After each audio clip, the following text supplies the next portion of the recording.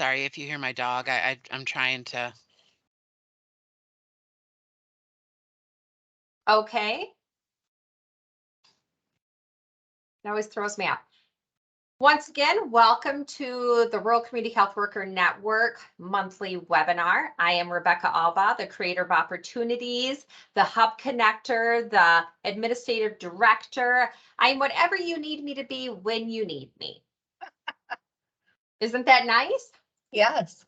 Okay, I'm going to do this a little different today. I've decided that I'm going to do reminders, updates, and questions in the beginning of our Learning Collaborative. I would like to thank everybody for being here. I want to let you know the CHW store is live and active on our website, rchwn.org. And as you see, Andrea is wearing one of our hats. I would also like to say that we are always looking for suggestions. If there is something you would like to see that we will sell in the store, reach out to me. Give me a heads up. If there's something you want to design, if there's something that your employer says, hey, we're hiring new work shirts, what do you guys think? We can add a company logo to them. We can partner on a design, all kinds of craziness. Also, for those of you who have not heard or may not be part of the annual conference and retreat committee, we have set our date. It is April 13th through the 15th. It is going to be held in Gulf Shores, Alabama. The location is the Lodge at Gulf State Park. It is a beautiful retreat type environment. It's right in the state park. It is going to give you the feel of an all-inclusive resort, but it's really not, but it'll be wonderful. If you would like to be part of the committee, you can feel free to reach out to me and I'll get you on the committee list. Let's see, what else are we doing here with that? We should be launching registration hopefully by mid-October, if not the beginning of October. As a reminder, for those of you who made it to ELC's CHW Appreciation Night last Friday, we were doing a campaign awareness, I'm a CHW, for a $100 drawing gift, for a $100 gift card drawing. The deadline is October 7th. If you want to get in on this, if you need help doing your template, reach out to me. If you do your own template, make sure you share. I will be collecting the names, and on October 7th, I will be spinning the magic wheel of prizes, and you will win one of the I Am a CHW Handy Dandy cups. I don't know if anybody has one on them right now, but it is a wood grain, and it says I Am a CHW. Ask me why, and Andrea, don't give me that look. I don't know what I did with it. Also, as a friendly reminder, our 2021 membership campaign is open and in full swing. I am asking, refer a colleague, refer a friend, refer somebody you know who's a CHW, who's looking for peer-to-peer support and a great network of people. That is us. It is $25 for new members and renewals. If it's time for you to renew, I will send you an email. I realize our website has been also sending emails. Sorry about that, Alzar. I know you renewed. If you refer a colleague or a friend, you'll get a surprise. Let me know you referred them. Let them tell me you referred them, and I will make sure that there will be a wonderful thing waiting for you in your mailbox. Next year's business. I'm jumping ahead a little bit because I'm a planner. I am looking for our members to give suggestions on what they would like to see in our learning collaboratives for 2023.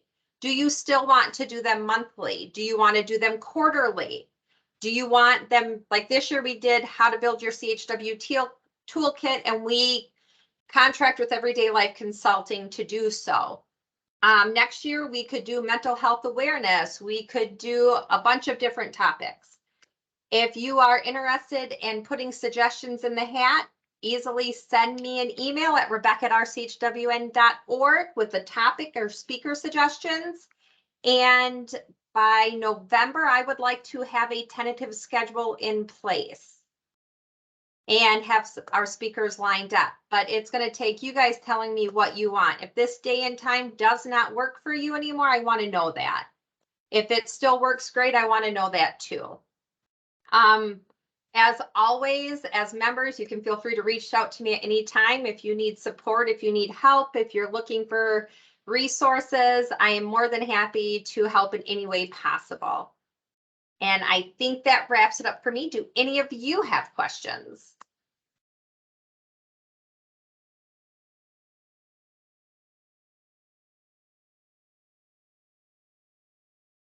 Andrea, if you're talking to us, we can't hear you. Exactly.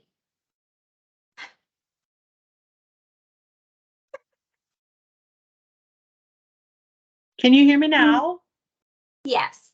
Good. What I was saying is, I think it would be great if someone has an idea, they could even pop it in the chat right now. You know,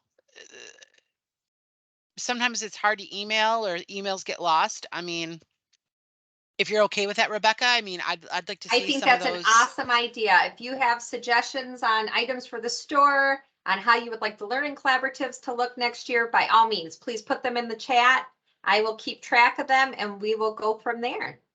Well, and I'd also like to put this out, a bug out there as well. I'd like to put a bug out there to all the members. Like, you are experts in your own field and in your own community and the work that you're doing. I feel like each and every one of you have a contribution that you could bring to the table. So if any of you feel compelled to, even speak at one of our monthly meetups, I think that would be super helpful and important as well, because I really would like to, I know that for me personally, with being able to talk to each of you on different occasions and, traveling throughout over this last summer and seeing a lot of you in the field of work and that kind of thing. I would love to hear from you just in general, like how you're doing, what's going on, what kind of work are you doing? How do you apply some of these, these types of things that you learn in even in your training, or what are you doing day to day? So I would even like to see some of you as being speakers, if that would work out. Because I know that each of you have specialty. Like, I know Amber is a great speaker. She could definitely give us probably more than an hour's worth of wonderful information, as well as I know Melissa Slater. She works with specific types of organizations and does support with different things. I'd like to hear from what that looks like. Yeah, I think, just real quick, I definitely think we could do something where workflows and SDOH collection, that kind of stuff. I would love to talk on that because that is what we're doing at the PO level, really implementing that and having the CHW be the lead on that. So just, let me think on that. Let me marinate.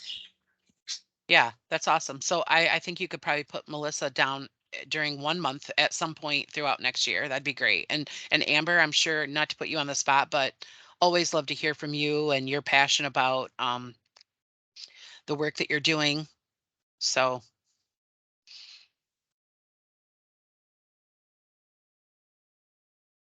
all right. I don't know, Beck, if you want to kick it or get us started.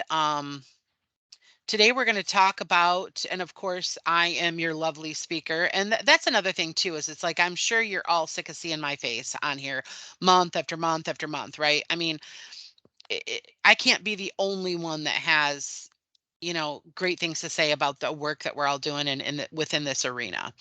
But part of the CHW toolkit, as you know, is really outreach. And how do we really build effective intentional outreach?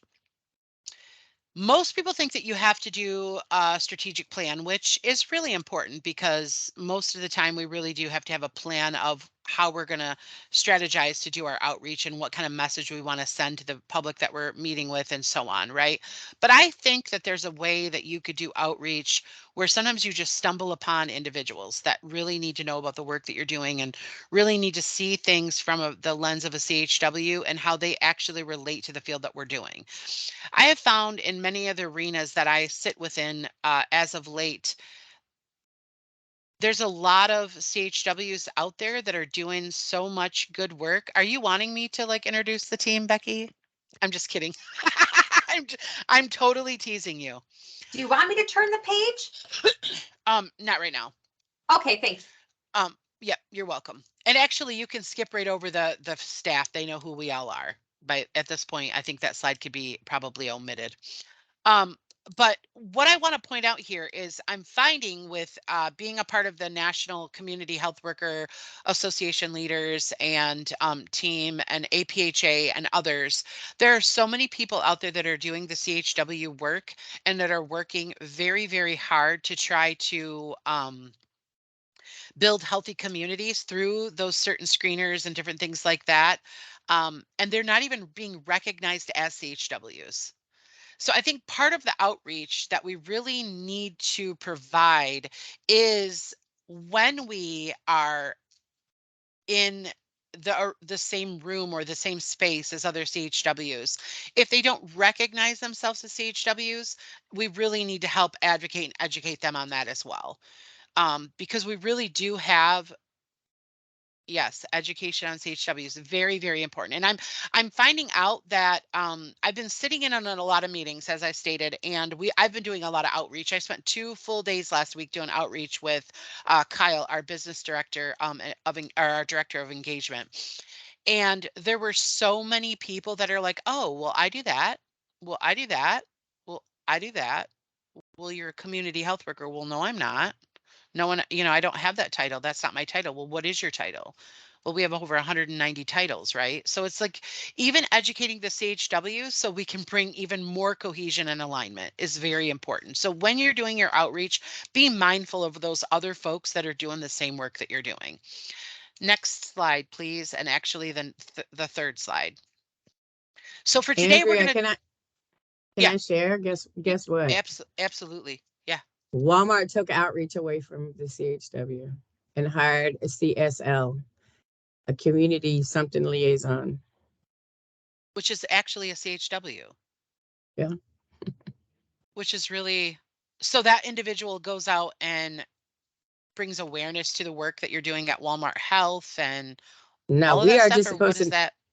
No, so now our roles are changing. We are supposed to stay in the clinic and interact with the patients here in the clinic. They are to go out and to do marketing, let them know the services that we provide. Remember, Walmart Health is different than the normal what CHWs are supposed to do. We're supposed to, by the end of next year, be getting into what CHWs are supposed to do, or their version of it. Yeah. Interesting. Yeah. Interesting twist or take on that. Yeah. Yes. So I'm going to need your help. I just wanted to share that. I'm sorry. Go ahead. Yeah, no, there's no need for sorrow. I love feedback. And Melissa says, just sat in on a meeting with Michigan Value Collaborative. They were going batty for information. I will be presenting with them on the role, who is the CHW, what they can do for you, etc. Yeah, I'm still amazed at the fact that CHW history states that we're over 100 years, our title and the work that we're doing is over 100 years old. But yet we still are very loosely recognized across the country. Rebecca, there's a question for you in the chat, I believe, from Ann Sanderson. And I'll let you address that through the chat if you don't mind, unless you want the floor. So today, I know that each of you, we talk about outreach and strategy and things within the foundation's curriculum, but outreach really is evolving always. So I wanted to touch base with how do you develop the outreach plan? Some organizations require that you develop an outreach plan. How outreach does play a critical role in the work that we're doing in and out of our community, whether we're at the office or we're in the community, cold calling, person to person, what that actually looks like.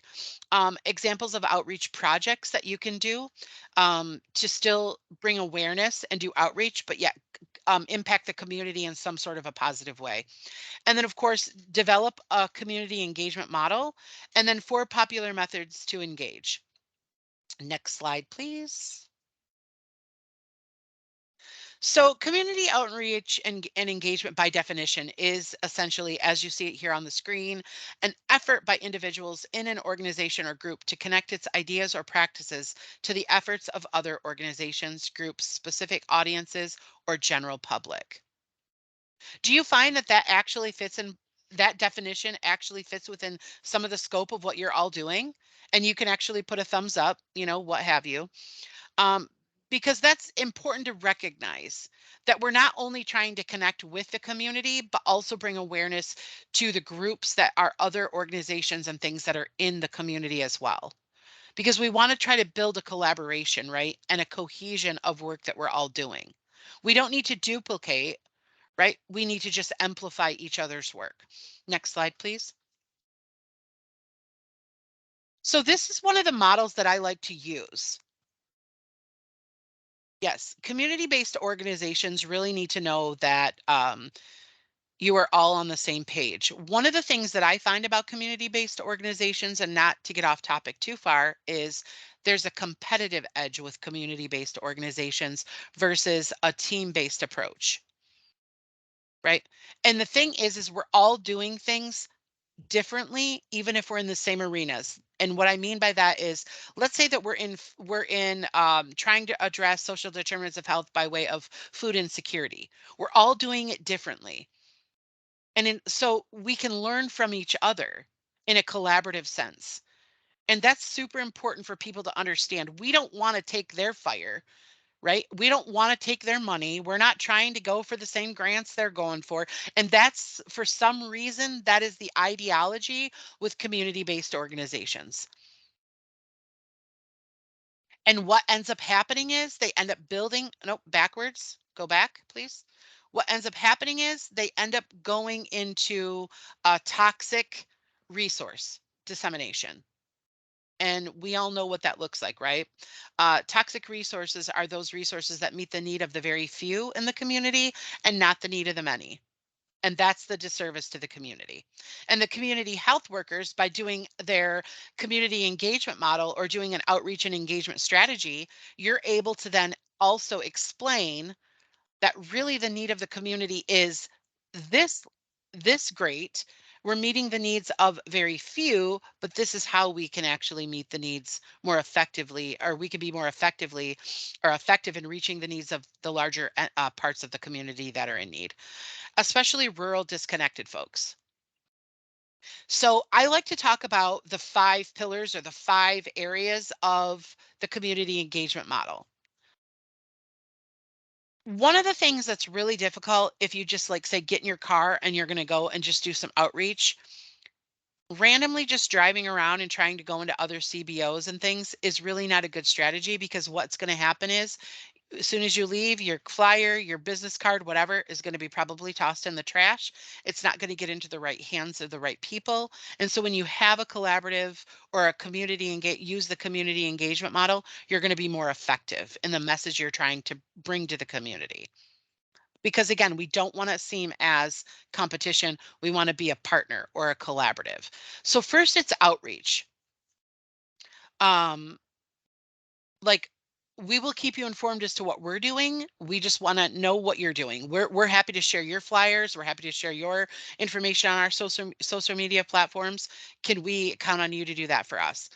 Easy, free way to do outreach and marketing, right? Next is, of course, consult. Get feedback from people. Ask the public, ask your community, but also ask other CBOs, right? Consult with other people, right? Don't act like you're just the leader or you're the only one that's in the mix doing these things, or that your program or the services that you offer are better and more effective, right? It's like, this is what we do. I'd like to hear what you do. How could we collaborate together to do those things, as a team? And then, of course, involve two-way information flow, right? Involve others, and then collaborate, partnership and trust building. Much like you have to build trust within your community as far as client base and with the members that you serve, you also need to build trust and partnerships with other organizations.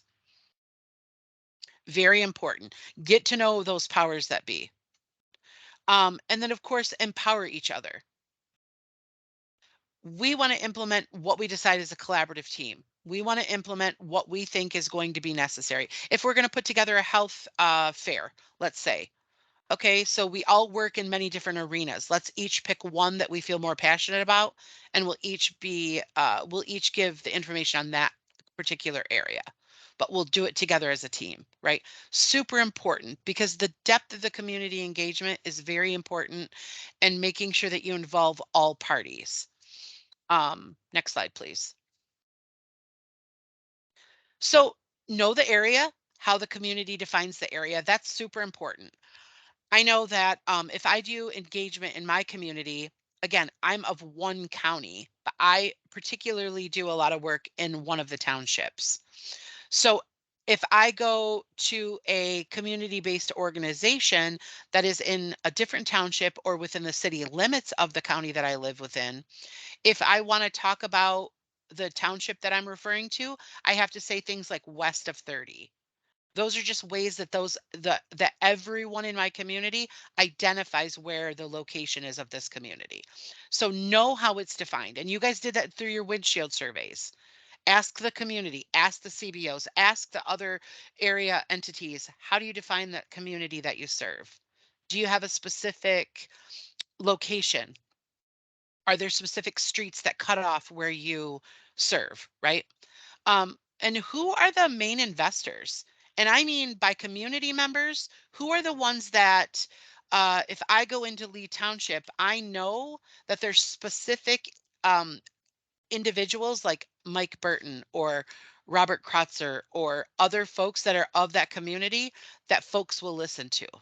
So I know that I can reach out to those two gentlemen, as well as a few of the other, more of the elders of the community, if you will. I can bring them together and let them know what's going on, what things we have to offer, how we're doing our work, how we want to kind of, collaborate to get more community involvement or what have you. And then they're going to help be that voice for me as well, because they're trusted in that community already. Okay, so what I know, there's certain churches in my community that folks trust.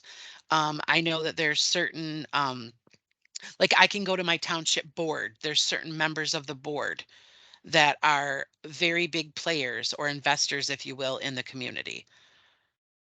So know who those investors are and get to know those community folks. Do a meet and greet. Maybe go to ask if you can take them to lunch. Ask if you can meet at a specific location. Maybe you bring donuts and coffee and meet at one of the local churches and just get to know the people. Those are the folks that are going to help you get in the doors of the others. And they're going to be the ones that are going to bring awareness to your programs and help what you're doing be more effective when you speak on it. People are going to be more apt to listen. And then get to know, of course, the community leaders and members, as I stated, as well as we call them investors. We also call, like I said, the churches, the other local individuals that are of the community that are literally investing within that community because they've lived there for a long time, right? Or they own property in that community. Those folks really seem to be good voices. Next slide, please. And then, of course, gather your information. Consulting. Gather as much information about that community that you want to. And especially right now for community health workers, there's a lot of push for rural disconnected communities. Because of COVID and the impact that COVID had on all of our communities, especially those in rural, they have a gap in access to a lot of different services. They're socially isolated. Mental illness has increased. So has AUD and SUD amongst the elderly population or the shut-in folks. So gathering a lot of that information about rural communities and understanding those gaps and how do we close those gaps, getting individuals to gather around community roundtables and really getting the community to acknowledge or helping you to understand or giving back the community that you're acknowledging their concerns is super important. And then, of course, get feedback, but then also be willing to provide feedback because that's important as well. I know that when we've done a lot of things in our rural communities that we've been involved with through the core project that's under the RCHWN, that's the CHW program, we had a lot of folks that were a part of, but we thought at first we could bring all these wonderful things in that the community would feel like were just wonderful investments into that community. But people were like, but actually what we need was this, or this. And they were much more simplified. Dow wanted to bring $30,000 into that community. And of course, we're as CHWs, we're like, whoo, most people from that part of the city don't even know that our community exists. And you want to give us $30,000? Sign me up. But then when it came to the $30,000, did we really put it into the community the way the community wanted it to be put in? We didn't always. So again, just some ways that you really need to consult with the community and really have them be a voice for you. That's super important. And also another thing is, next slide, please. Ooh, back. There you go. I like to, during this piece, talk about when you provide data to community-based organizations, community members, or other investors or funders, let's say. You cannot give data without a story, and you cannot give a story without data. Those two things go hand in hand. But data dissemination is going to be much more effective if you utilize a story. So make sure that you involve those community members to actually share their stories. Share that story of impact. Share that story of what that looked like when they went without water, fresh water, or even a water for 3 months. I know that when we went out with with CORE, we did a mobile we had a mobile unit that we would pack different things in all the time. Sometimes it was pallets full of light bulbs and um, different things from Consumers Energy to help people with their electric bills, right? Decreasing their energy bill, different things like that. We're always doing different things, trying to do a lot of things. And then during those times, we were able to ask the community. Well, we went into this one community and it was a mobile home park, and one of their water mains broke a week before that. So, and it was in the summer, so it was hot and dry here. We didn't have any rain or whatever at that time. Well, we had pulled in to do some community impact and engagement. And as we were there with the trailer open, providing folks with fresh water and different things, it started raining. Or, and right before that, everybody came out with their bars of soap. And the individual, the other CHW and myself, we were kind of looking at each other like, what's about to happen here? Well, they hadn't had water in 7 days and it had been hot, and they have children and they were dirty from playing outside and they were sweaty. And Michigan folks, you know, when it's 85 degrees and muggy out, we about die. Like, we are not used to that kind of weather. We can't wait for fall, right? So anyway, they are grabbing their bars of soap, and between the cases of water we were handing out and the rain, they were bringing their kids out and washing them in the middle of the street underneath the rain and the bottle of water with the bars of soap because they hadn't been clean or had fresh water or anything in 7 days. Now, those are community voices that we listen to. We needed to be able to then, we went out and made sure that we contacted the health department and we contacted the local water, Midland Water, uh, and things like that, because they're going to listen to us as CHWs more than they're going to listen to the people that call and just complain, right? Because they're going to look like a complainer, and they're going to look like somebody that is just, you know, unruly or what have you. They're not looking at it as the full situation. But myself, as the community health worker, I'm able to say, look, I spent 2 hours with these folks. This is what we did. This is what we saw. This is how many people were had a bar of soap out and how they were washing their children in the rainwater and underneath the bottles of water. Why is it 7 days without water? because it was not of any fault of their own of like not paying their water bill or what have you. It was legitimately the main break, right? Share those impactful stories during your outreach, making sure that you're gathering those impactful stories as well. That's the way that you can be more involved with the community and the community actually is involved with the work that you're doing. Next slide, please. So as you collaborate with the community members as well as other CBOs and each other, it's important even in this group that you're in as far as the RCHWN. I know that myself specifically, I collaborate every day with Rebecca. I'm always talking to Amber. I saw Melissa last Friday. We sat and talked about work. I know that I've been on several meetings and collaborations with Melissa, as well as Amber and others. So we can actually be the same voice. It doesn't matter where we're located, what state, what region, what entity, wherever, we all have to collaborate together to be the same voice so that we know that things start to look the same across the country and in our communities. Right. And we know that needs are unique, but we still need to bring cohesion and we need to know, or we need to help others see the work that we're doing.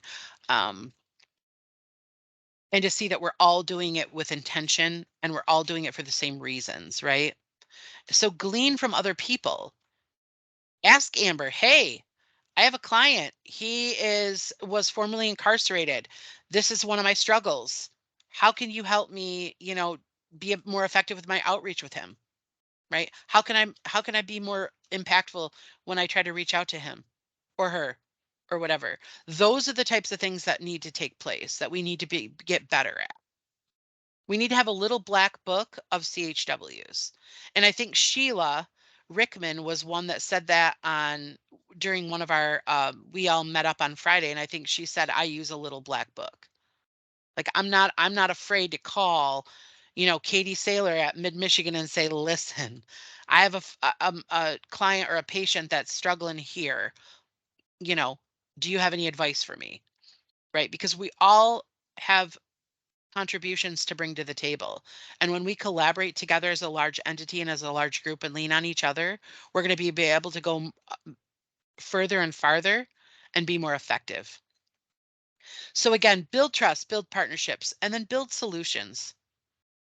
And I put solutions because again, we know that one solution isn't going to fit everybody, but be open to everyone's input on what those solutions look like. Next slide, please.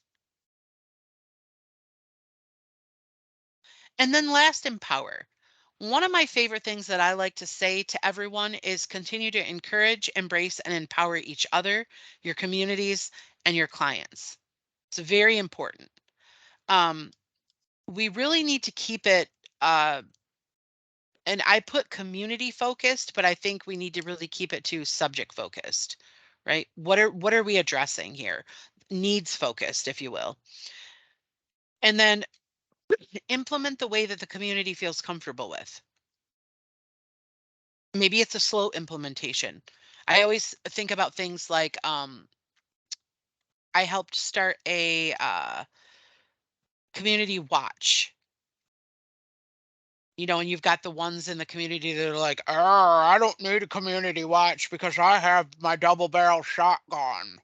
And if anybody comes on my property, and it's like, okay, well, first and foremost, like, let's just step back for a second and we can appreciate the fact that you want to protect your property, right? And we understand that you have no trespassing signs up and this is your idea. But think about your neighbor or the single mom on the corner or the single dad on the corner or the elderly couple or the elderly man or woman or what have you. Let's talk about what that looks like and how that would affect the whole community if this violence continues, and how can you help be a part of the protector, right, for the whole community. And so when you do that type of thing, and I mean, I'll tell you, I used to do home visiting a lot and I would pull up to a driveway and there would be all these big signs that say, I don't call 911, I call 367 Magnum or whatever that's called, whatever the gun is or whatever. And it's like, you know, it's hard kind of to swallow because it's like, I'm a service for you. How dare you? Whatever, whatever, right? And we know that the gun violence and things in our country is becoming out of control. So we have to take all of those things very seriously. But again, it's very important to get that feedback from those community members. What does the sign actually mean? Like, do you mind describing that to me? Do you mind, whatever. Um, and then, of course, again, strategies, help the community be a voice, help them have that courage, right? To be that voice that they need to be, to talk about how, yeah, we really appreciate these food giveaways. These are great. However, I'm a family of 10. I get enough family of food for 5, and one of my children is a diabetic. It's really not, helpful. Is there a way we could get food that could help with diabetes as well?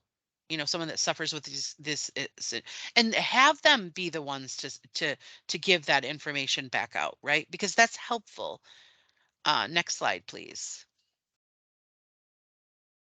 So I put some things out here as far as, like, I would say, places that you could do outreach and engagement, get to know what's going on in the community and be a voice there. Hand out flyers. Just, I don't care if it's just sitting and talking and kind of interviewing people and just asking a few questions, but do food collections. Maybe get people involved. Ask like, I know that we started a free pantry at one of the local churches, and one of the ladies that is a member of the church just really wanted to be involved, and she just really wanted to do all these things, and it was like, we we didn't really need it. It wasn't a need, but we decided to, like, give her a job because that was important for her, and she felt like she was more of that, had an important role in that community engagement or that community healing. So we let her do like a food collection. People dropped food off, actually, like, she would ask them to drop them off. She called other organizations in the community, asked if she could put a box out, and then she does these collections, and she just loves it. She just thinks it's great. So pull in those people. And then, of course, we do a recycling program now because we had a recycling program, and then that recycling program got taken away from our community. So people were really wanting to be more environmentally friendly. So we started to we contacted our city recycling center. They provided us with free recycling bins. Again, pull in some of those folks in the community that feel strongly about that program, let them spearhead it, and let them, get back with you once a month or whatever, let you know how it's going. Those are data pieces that you can gather for free. That's very little work that you have to do, but those are pieces of data that you can, we started a recycling program in Lee Township, and now we've been able to discover that, like, 35 homes are currently in the recycling program out of the 1,500, which is not a lot, but it's still something, right? It's still something you're able to then give back and let the powers that be know that this is working. Of course, community gardens are very important. You can organize or go and be involved in some of the community cleanups. Be a volunteer. I know that it's really difficult for CHWs. We don't really want to volunteer our time, and weekends are hard because, right, um, we're very busy and inundated, but just try to volunteer once in a while, or get involved with some of the things that are going on throughout the daytime of what's happening within your community. Of course, blood drives, neighborhood watch groups, give new coats to kids in need, and then community newsletters. Maybe you ask your local township officials, if I provide you with a newsletter about the Rural Community Health Worker Network, would you mind putting it on your website? Could we have a little space on your website? I know that in my township, I've been getting involved a lot in the township because I'm already a part of the community. I've been a CHW in the community, so I can, and they're like, yeah, absolutely. if you could write up something or any little thing you want to share, we're happy to put it on the website. The more information, the better. So just reach out to those folks. It's so important because they're going to help do your marketing for free and do part of your outreach for you. Next slide, please. So health outreach programs also play a critical role in improving and extending the reach of healthcare through activities such as health education, case management, basic health screening, and facilitating access to services. So I would say that each and every one of you probably do a screener of some sorts. Go ahead and put on there, what do you feel that you're, lacking in your community? Or how long have you lived in your community? Just add an extra question. And usually on those screeners, it's really not um, frowned upon. It's really, the more information you can gather, the better. You can look at an address and geographically know basically what community they're from, but really ask them. Because one of the things that we need to start to realize is, or we already realize it, but what's happening is we're not coming up with solutions as fast as we're coming up with the information. We know that we have a gap in services between rural communities. We know that we have we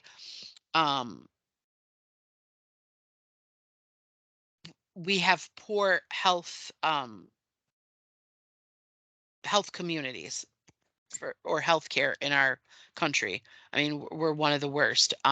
We know all these things, but how are we going to pull all of these voices together and come together as one unit and start to come up with some solutions? It's going to take it. It's going to take each and every one of us to leave those footprints, if you will, in those communities to help bring that forward. And I think that having those health education pieces within the communities to talk about what does that look like to help with chronic diabetes.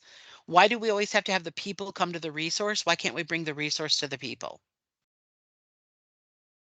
So let's think about that for a moment. Next slide, please. So outreach and engagement can be done by medical offices, social service organizations, community organizations, nonprofits, churches, schools, hospitals, health departments, and adult education and training centers. It's very important to understand that outreach and CHWs and even outreach can be done by pretty much any entity. And you can partner with every type of entity out there.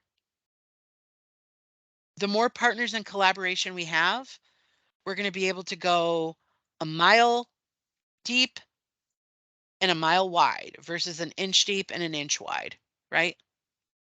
Because that is the impact that we need to make and that we are making and that we need to bring recognition to. So I want you to not steer or fear away from any of these entities that you could possibly do collaboration and outreach and engagement with. Partner with someone, you know? If you have Katie and the health department, they're both in a clinical type uh, settings. Find someone within that entity that you can really become, strategic partners with, form like a professional relationship with, and then do these partnerships. Look, if I give your condoms out to all of the whatever, because they have like a free condom program to help do for harm reduction. If I have these available with your information on my counter, would you do this for, give this information to the individuals that you see and regarding the work that we're doing and what programs we have available, right? Like each one reach one, but we do it together. Next slide, please.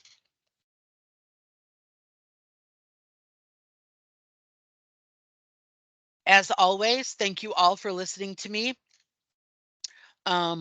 I'm not sure if I'm the one for next month or not, or if it's Shannon, but I, again, appreciate each and every one of you for listening, being a part of this group and a part of our learning series that we always like to put on.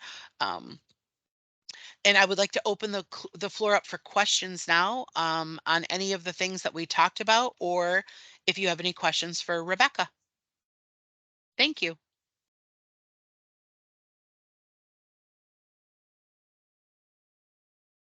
So Andrew, this is Amber. I don't have any question, but I just wanted to share. So I've been working with the area where my son got killed. And we talked about the diversion of money, right? So and when you talk about empowerment, so we have in the first process in this diversion of money, they have created a neighborhood watch program as a result of an education on gang activity in the youth. The community did not realize there were gangs. And they just started their first increased training, gang training, for this little community, as a part of the awareness as to what's going on in their environment. While they are in conversation with transportation to get public transportation out there, and they're working with the local colleges to get some internship programs, some programs out there for some vacant buildings for the youth to have some type of technical training or whatever. So just want to share that. Let me ask you, Amber. So how do you think that the awareness was brought into that community about the gangs and the violence? If they weren't really familiar or they weren't really aware of, how did that awareness become to the forefront? It became aware because there is an increased violence.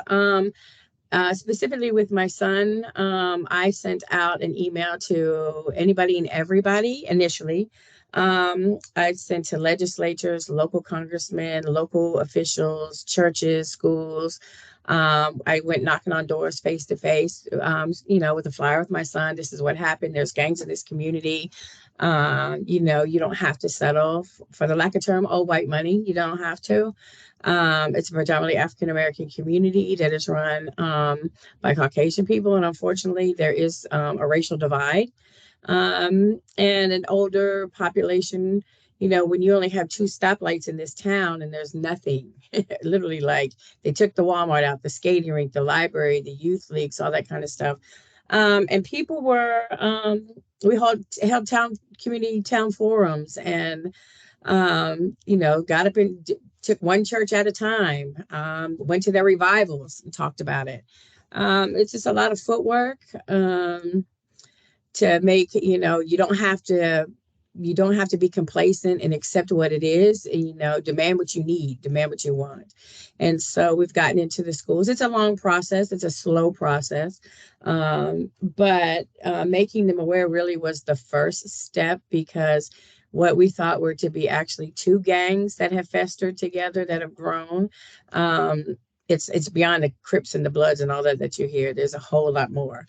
There are multiple. And even though crime has definitely increased in this area, because it's now got the reputation, if you want to commit a crime, go to this county, right?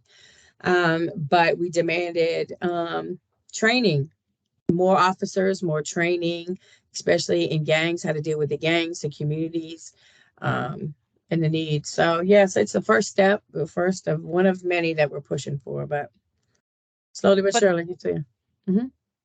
What I hear is awareness, bringing awareness, being that voice, not being afraid of, right? And not waiting until you're impacted like Amber has been. Because we all know that these types of things exist in each and every community. It may not be to that depth and breadth of the issue, right? But we all have certain things in our communities that are affecting our communities negatively. We had a series in our community of 4 or 5 homes in one specific mile radius little neighborhood of these old campers that were brought in, and everybody used those as meth labs. So we pulled together 6 or 7 of us, strong voices. I was one of them. I know that shocks you all. But You wouldn't have brought one in, or you had the meth lab? No.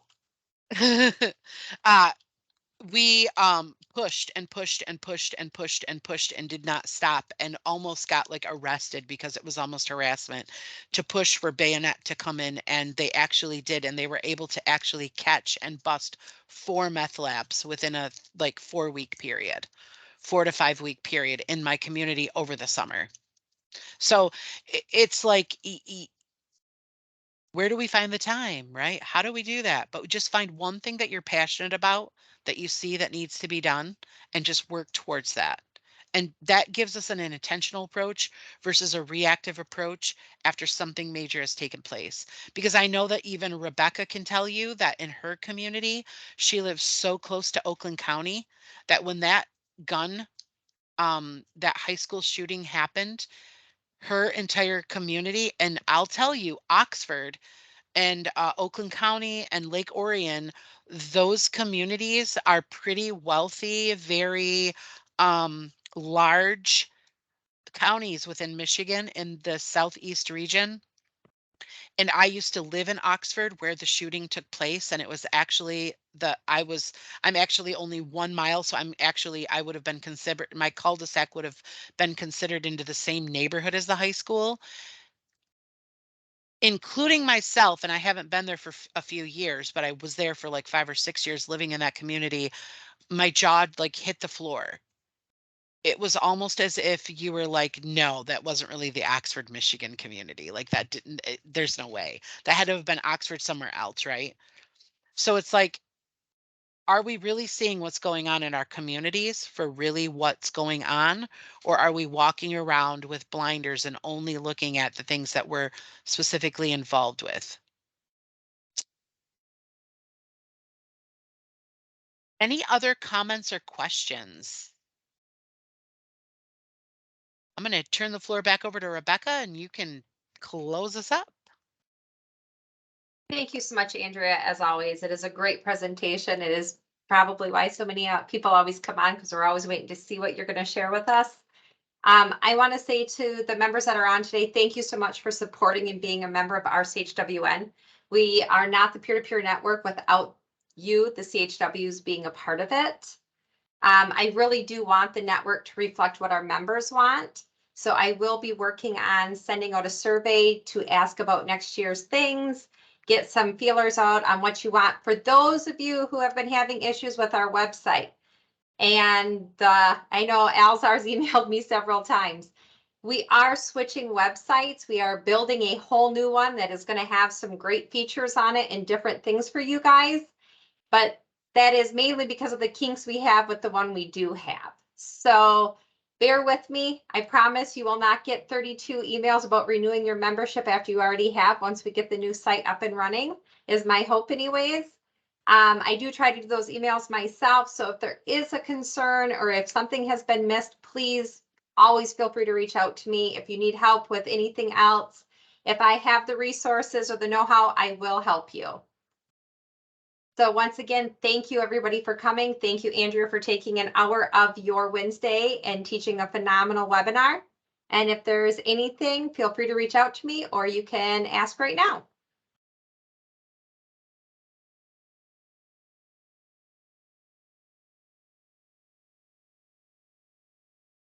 All right, I have got to pop off to another webinar, so I will see you all next time, and take care to each of you.